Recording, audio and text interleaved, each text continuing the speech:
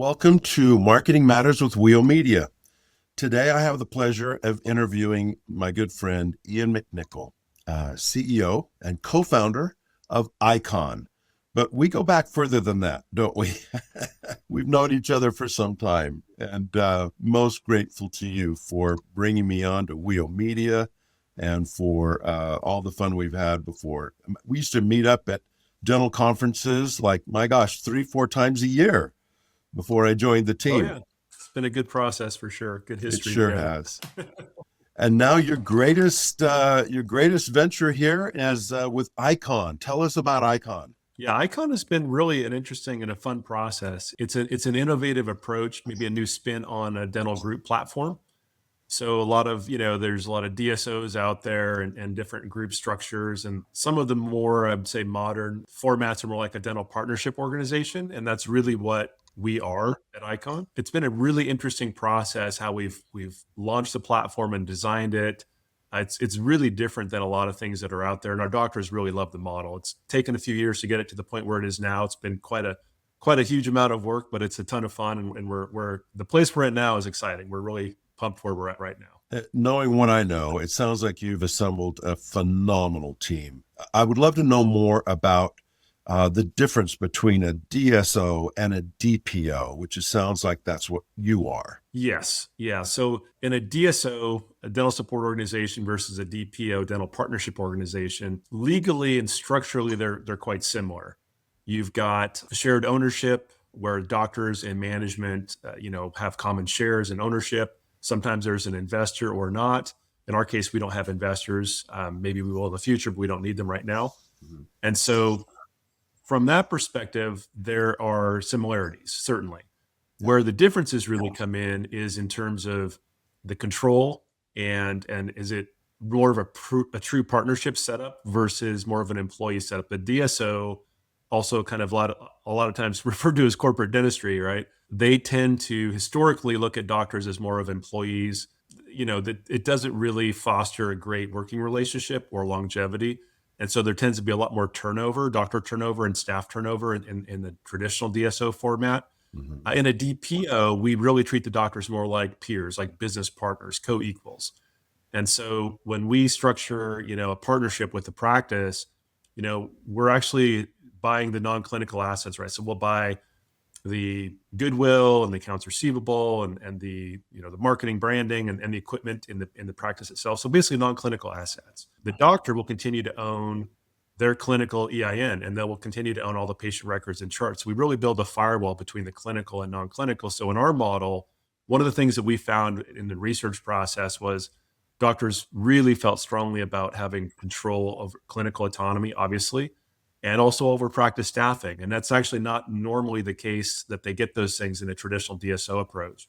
A lot of times, groups will say, oh, sure, doc, you can have clinical autonomy, as long as you use this lab and this supply company and this implant system. And that's not clinical autonomy, right? So we actually made it very clear in our legal documents that, the doctors have full control over which services they provide, which labs they use and supplies and so forth.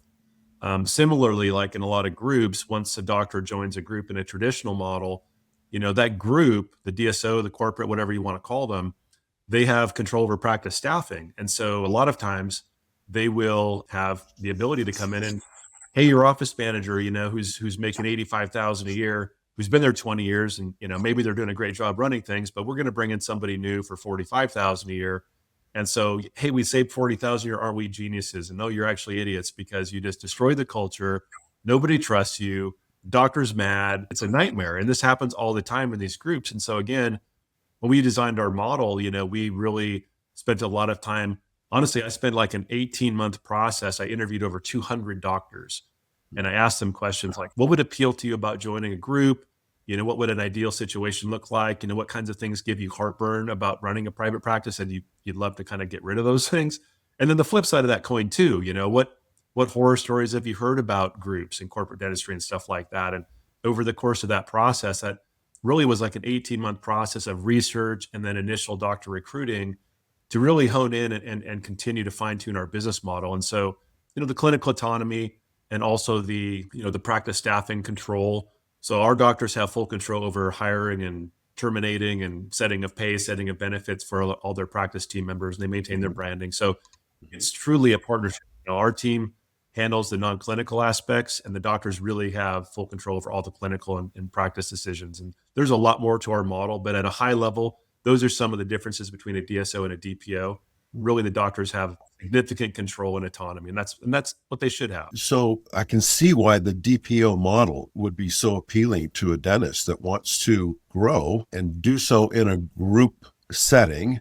How do investors ever fit into that model then? Do they? How does that work? Well, that's a great question, right? So there are, hundreds of groups in the dental industry at this point. And I guess what's a group, right? 4 or 5 locations and above-ish, something like that. I think where you officially become kind of a group is when you maybe have a centralized team, a management support team. I think to me, that's kind of when you cross the threshold from private practice to group practice. It can still be privately owned. Talking to some of the investment bankers that I know, the current estimates are there's about 100-ish investor-backed groups in the country.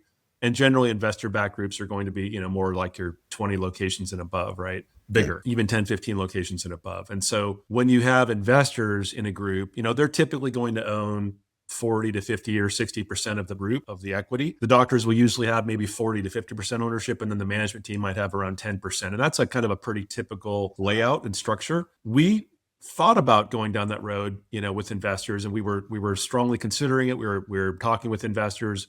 We pulled out of a deal with investors, though, because the terms were just, frankly, they were ridiculous. A lot of the investors are difficult to deal with in this interest rate environment. And so we're just using bank financing. So what we decided to do was like, hey, the 50% that we were going to sell to the investors, let's give that to our doctors. And so at Icon, the doctors own 90% of the parent company, which is awesome because they get 90% of the upside at this point, as opposed to a normal group where they get 40 or 50% of the upside. In our group, they get 90%. Wow. Now, we might bring on investors in the future, but if we do, we have really smart legal approach for how we would do that in a way that still we can maintain everything that's special and unique about our platform. We can do that and still bring on investors. Given that much ownership and control to the doctors with their practices, do you as an organization have a greater measure of control to be able to accomplish what they want in a group practice with a DPO? How does that work? There are, kind of probably endless ways to think about structuring a partnership, right? The devil's always in the details on these things. And so we spent a lot of time, talking with our doctors. So we had about 20 dental practices, about a quarter of those are specialists, and maybe the rest of the 3/4 are general dentists.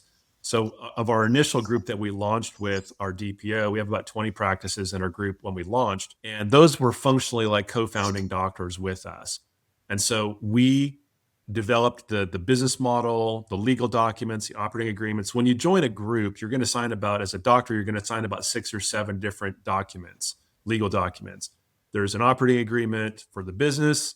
You've got an employment agreement. There's like a HIPAA agreement. There's an equipment use agreement, stuff like that. So there's a bunch of these agreements, right? So we literally wrote these agreements with our co-founding doctors and the attorneys together in a collaborative approach. Our fundamental thesis was to build a great group. One of the biggest keys, the biggest puzzle pieces you got to figure out is how do you recruit and retain great doctors? That's really the most important piece. I mean, management team matters and systems and processes, all these things absolutely matter.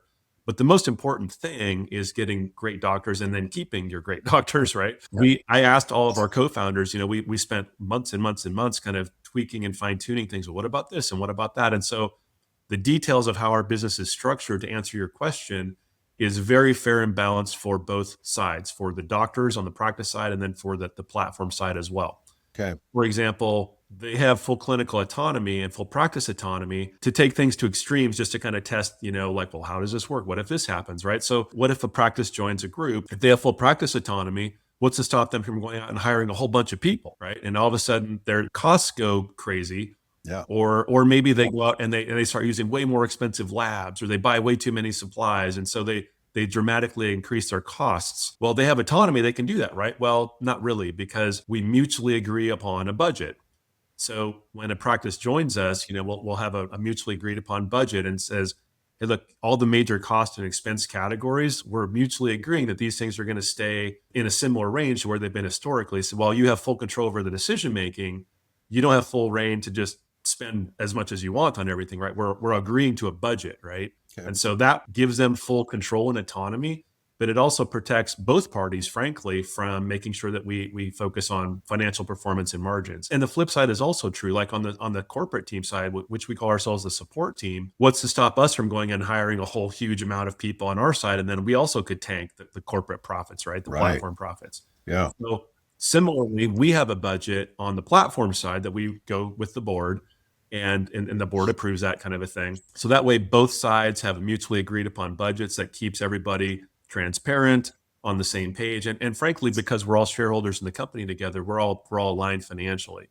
We've done a couple of things that's really, really important in how we structure this. So first of all, when it comes to board control, again, if you have investors typically are going to control that board. Because we said, hey, let's not have investors right now. We then expanded the board for the doctors. And so we have 5 people on the board at Icon. 4 of them are doctors, and then there's me. So the doctors, they not only have a seat at the table, they have 80% of the seats at the table, at our group. Wow. And Yeah. so they really have control. The other thing that we did is really important is in the stock structure. And there's a bunch of other stuff. I don't want to go into a big, long diatribe on how Sure, we're structured, sure. but the important thing to understand, when you join a group, there's lots of ways to structure this. You can have stock at the parent company, kind of the holding company, which is that top level over the whole business. Mhm. You can have stock at what we call a regional DSO or a joint venture level. So for example, hey, I join a group, and I get half of my stock at the parent company and half of my stock at the Washington level or the Oregon level, or, whatever the case may be, the state level. And then also some groups will maintain ownership at the practice level. And so there's 3 different levels where people can potentially be granted ownership. And so the most lucrative level is typically going to be that holding company level, because that's where most of the profits and returns flow up to generally. What we did at our group, instead of giving our doctors, partial joint venture stock and partial, because the reason investors like to do that with the joint venture stock is it pushes a higher percentage of the returns up to the holding company people, shareholders, which is mostly investors. Right. And so that's why they do it, is it maximizes their return at the expense of taking stuff out of the doctor's pockets. Well, we said, hey, forget that. Let's have one category of stock. So all we have at Icon is holding company, just parent company stock, just one level. The doctors own 90% of that stock, and the management team owns 10%. So we have the same stock, we have the same alignments, and they control the board. And so we really, truly made this a doctor-led, doctor-controlled organization. And our doctors love the model. We've done a bunch of other things that made this model really unique and extremely attractive to doctors. But those are some fundamental things that if you have listeners listening to this, if they're thinking about joining a group, there's a lot of questions they would really need to ask around how is it structured? How do I get my stock? How do I cash it out? Are there any clawbacks when I do cash them out? Yeah. Am I getting holding company, which is joint venture? I mean, there's a lot of details there. We structured it without going in again all those details. We structured it in the most beneficial way possible for doctors because we designed it with them as our business partners. Excellent.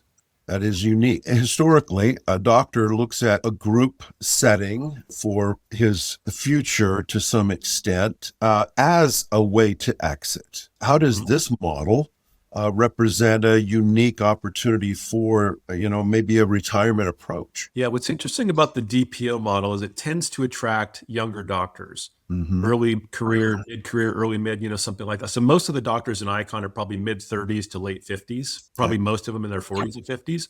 And the reason for that is you get to a point in your career in your 40s and 50s where you still very much enjoy dentistry, but you are kind of burned out on HR and IT and cybersecurity and new laws that come out and HIPAA and recruiting and payroll and all the non-clinical stuff that comes along with owning a business.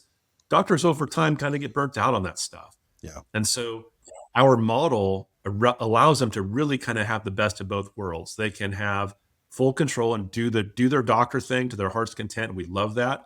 And then all the stuff that they don't want to do, they hand that over to us and we handle that for them. And because we have shared ownership, the same kind of stock, we're all totally aligned. So I don't have to come into a practice and say, hey, doc, you have to do this and this and this and this and this. They have a lot of autonomy. Now, there are some things we're going to standardize, of course, Sure. just because of synergies and, efficiencies and that kind of thing. But the vast majority of stuff, they can really kind of do what they want to do. So we tend to attract doctors that are kind of more mid-career. I think doctors that are kind of looking for an exit plan, they typically tend to go with brokers who typically tend to sell them to more of the corporate traditional type of group. So if you look at a lot of DSOs, a lot of groups, if you look at the age population of their doctors, you'll normally see a kind of a bimodal distribution. A lot of doctors in their 30s, and a lot of doctors in their 60s, not so many in their 40s and 50s mid-career.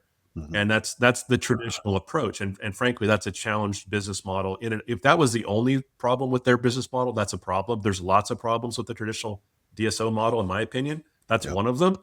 So our model, by making it far more appealing to doctors, it's like, hey, look, partner with us. You can make, you'll have way less stress. You're going to work fewer hours, less stress. All that stuff's great, but you keep full control over the things you want control over.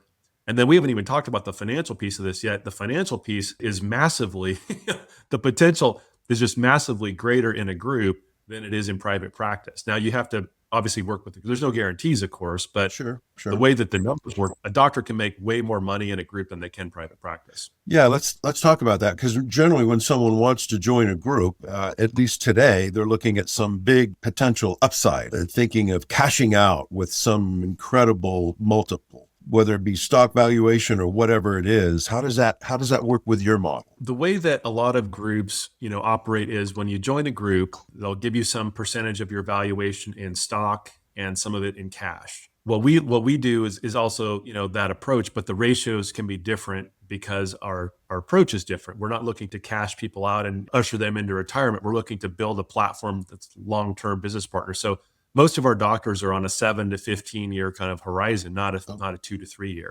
Okay. And so as a result of that, the doctors want to have more ownership because they're going to be sticking around a lot longer. Sure. Right. So if you have a big cash out and then you stick around and work for 10 years, you're functionally almost an employee at that point. Well, if you're going to continue working and the platform is growing, you're much more advantageous having more. So we tend to have our doctors roll much more into stock than the traditional model, but then the upside is significantly more as well. And a lot of people don't totally understand how this works, but the thing that's really driving consolidation in our industry, and frankly, a lot of industries similar to dentistry, is a finance term called arbitrage. And so arbitrage describes a condition basically in a market where you can buy something, an asset or whatever, in one market, and it's instantly worth more in a different market. And that difference in valuation is the arbitrage. And so where that exists in the dental industry. So historically, when a practice is sold, to another doctor, historically, it's based on a percentage of collections, right? Mm-hmm. 70, 80, 90%, maybe 100% of collections in a good case. Right. With investors and groups and financial analysts, we look at it in terms of the practice EBITDA and not the collection. So EBITDA, it's an accounting term. It's earnings before interest, taxes, depreciation, and amortization. It basically measures the cash flow in a business. And so dental practices, individual practices are often valued 4, 5, maybe 6 times EBITDA. That works out to kind of a similar purchase price, 70 to 100, and maybe 110, 100%, something like that, kind of in that range. So it's a very similar purchase price when you're talking individual practices. But what happens is when you become platform and you get up to, 15, 20, 30, 50, 100 locations and beyond, now you're valued as a different type of business. And so your multipliers are more like 10, 12, 14 times EBITDA. So if I'm a group and I'm worth 10 or 12 times EBITDA, I go and I buy a practice for 4 or 5 or 6, I'm immediately doubling my money by putting that business on my platform. Literally nothing has changed about that business at all. But the moment that deal closes, the practice that yesterday was worth 5 times EBITDA, today is worth 10 or 11 or 12 or whatever. So you're at least typically doubling the value of the practice just by simply putting it on the platform. Then, so as you scale and you acquire more practices and you go from, 10 to 20 to 40 to 80, it's really easy to kind of double and triple the number of locations in the first 3 to 5 years of a group. And so to kind of use simple math, like if you go from, like with Icon, right? When we launched, we had 20 locations. So if we go from like 20 to 60 locations, we're tripling our location count. And if we have, we're basically doubling the value of every practice when we buy it for 5 or 6 and they come on our platform and then we're worth 10 or 12. And you do that, you triple your number of locations and you're doubling your money each time. That's like a 600% return. Now, the math isn't exactly like that. I'm simplifying it, but we do have very accurate models. If you can grow at even a moderate pace, you can make a tremendous return. And so with investors, they're typically looking to get a 3 to 5x return in 3 to 5 years. Meaning if I roll $1 million of stock into this business, in 3 years, I'm hoping to have 3 million. In 5 years, I'm hoping to have 5 million of stock. And then when you cash it out, it's long-term capital gains rate, which is half of an ordinary income tax rate. So the financial upside is massive compared to private practice because you're getting a multiplier on your EBITDA and you're getting capital gains tax rate versus ordinary income. And you have the arbitrage. So there's all these things that are dramatically increasing the financial returns. Like in our model, I mean, we show realistically like a doctor could literally make 10 times more money with us over the course of 5 to 10 years. Certainly over 10 years than they could in private practice. And that's, of course, we can't guarantee these things, but it's just math. It's not complicated. It's just people, it's hard for them to wrap their head around it, but it's crazy. Like the returns can be astronomical. That's really fascinating. You're describing a long game here that would be appealing for someone who wants to help build value with a good group that has the same values they do, rather than just cashing out and then working for a corporation for the rest of their lives or the rest of their career. This is like group practice 5.0. I mean, you've learned so many of the lessons that the DSOs have just not learned from in some respects. This is a much better version of group practice function. I think when people start a group, every doctor I think who's ever started a group has always had good intentions. They want to very likely do great dentistry and take care of their patients. I don't doubt anybody's motivations or intentions. Sure. I think what happens over time is when you get investors involved too soon. The problem is, a lot of doctors don't really have a lot of experience running business. They know how to run a practice, but running a platform with many, many locations and tens and hundreds of millions of revenue, that's a whole totally different animal. What happens is a lot of times a doctor will maybe get together with a few of their colleagues. They get a few, 3, 4, 5 locations. Maybe they can use bank financing. They can get up to 8 or 10 locations. And that's generally as far as most of them ever make it. And very few even make it that far.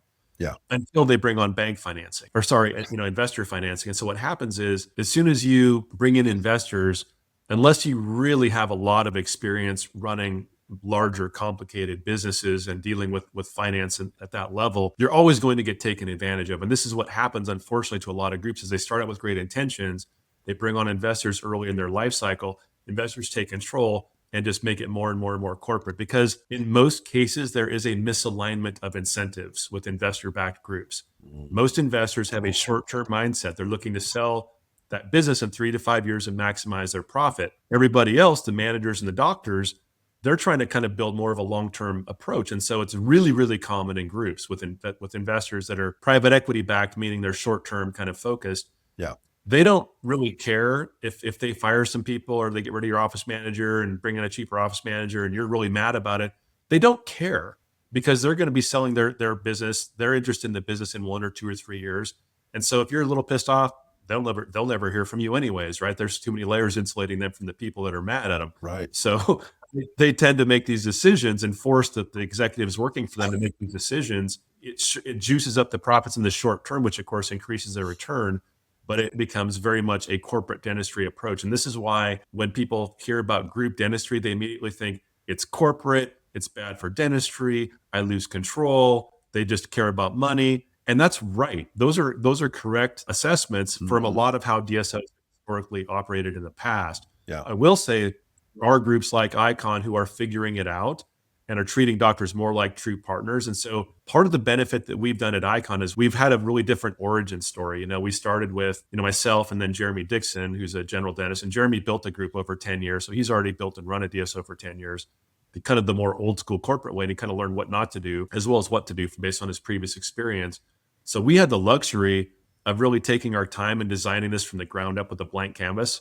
Yeah. And say, what is the best way to build this and think through every single scenario of like employment details and tax consequences and motivation and morale and culture, like all these things. So we spent a ton of time designing this model. And so, we're going to have probably by the time we ever bring on investors, we'll probably be well north of 50, maybe 80 locations by the time we do that. By that point, we will have enough track record that all the cool things that we've built into our model that are really great for doctors, those things will be set in stone. They can't get changed. And because our board is controlled by doctors won't agree to any deal with investors that changes any of that stuff. Right. And so we've taken a different approach. Our idea was, let's build this as good as possible for doctors, because if problem number 1 is recruiting and retaining good doctors, we got to make it as great as possible for them, which we've done. Now we have to protect what we've built, which means we need a track record of 1 or 2 or 3 years before we have investors come in. So we can say to them, hey, look, you want to make money? So do we. It ain't broke, don't fix it. Like, we're growing, we're profitable. Yeah. Our margins are way above average. We have no debt. Like, we are an investor's dream right now, but we don't need investors right now. We're just using bank financing. So eventually, we will want investors, but when the time comes, we will be doing it from a position of strength and track record, as opposed to where a lot of doctors get into trouble. They bring them on too early, and then they lose control. Yeah. So it's just a really, really different approach. I can see why this is so compelling and so attractive to doctors. There really are investors out there that are focused on helping good companies grow rather than simply stripping them of what they're worth in order to cash out and make a buck, a lot of bucks. I love this approach. This makes so much sense, and you've certainly done your homework. I'm excited to see you continue to grow. If people are interested in wanting to know more, Ian, how should they contact you? Yeah, I mean, I would recommend, going to our website is always a great place to start. It's just icondentalpartners.com, ICON, so icondentalpartners.com. Okay. There's a page we have called Learn. If people go to the Learn page, you can read more about us and stuff like that. And of course, there's a contact us, you can request a meeting, and that email will come to me and several others on the team. So I'm happy to chat with anybody, even if you are not interested in joining a group and you just want to ask questions. I'm happy to be a resource and explain all the things you need to know about group dentistry to help people make a good decision. Because I found, when we started WEO Media, years ago, that was the approach we took to build WEO, as we interviewed doctors and said, hey, what would appeal to you about a marketing company? And I took the very same approach to build Icon. And what we found building WEO is also true with Icon, is you don't sell to doctors, you educate them. You teach them everything they need to know about the topic at hand. You answer their questions, you build trust. And if they are interested, they'll let you know. And then you talk, and if it's a fit, fantastic. Welcome aboard. Let's do this. Let's partner together. But I don't try to sell people on Icon. Like, if I want to educate them, I want to get the word out. I think we built, I do think we built a better mousetrap, absolutely. And I want to tell people about it, and I appreciate you very much kind of letting me come on the podcast and get the word out to some folks. But I'm not trying to sell them anything. Like, I will explain the model. I'll be a resource. If they're talking to another DSO and they want to understand terms, I'm happy to be a resource. But if they want to come to our website and talk with us, that would be awesome. And we can tell them a lot more. We've kind of hit the tip of the iceberg in this interview, Joseph, and I appreciate that. But there's a lot more I could tell these doctors about why our model is so good. I love it. It's really fun. That's exciting. It's also exciting to hear who you've attracted in the way of some notable names that are helping you build this incredible team. Would you like to share a little more about that? Yeah, we've really built an all-star team. Thanks for bringing that up. It's fun to brag about. No one likes to brag about themselves, but I definitely can brag about my team. They're pretty strong. Please do. Yeah, we've got so obviously my business partner, my co-founder Jeremy Dixon. He's an industry, kind of icon, so to speak, in the DSO world. Now the DPO world is really where we're playing.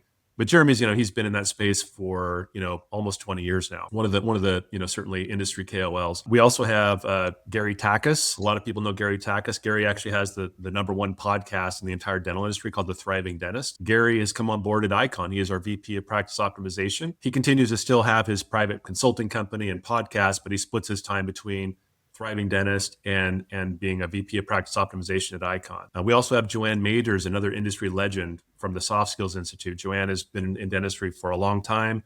A lot of people know her. She's written 5 books. She is a professional speaker, which is not many people ever achieve that level of prominence, but she's a certified professional speaker. She is an absolute guru and team whisperer. She's amazing what she can do in teams. So we've got all of her content available in our training institute for our teams. Really impressive group. We've got Ryan Hungate, Dr. Ryan Hungate. Many people might know his name. He's the founder and CEO of Simplify. They were one of the fastest growing SaaS companies in the dental industry. And Ryan sold that company to Vine about a year and a half ago.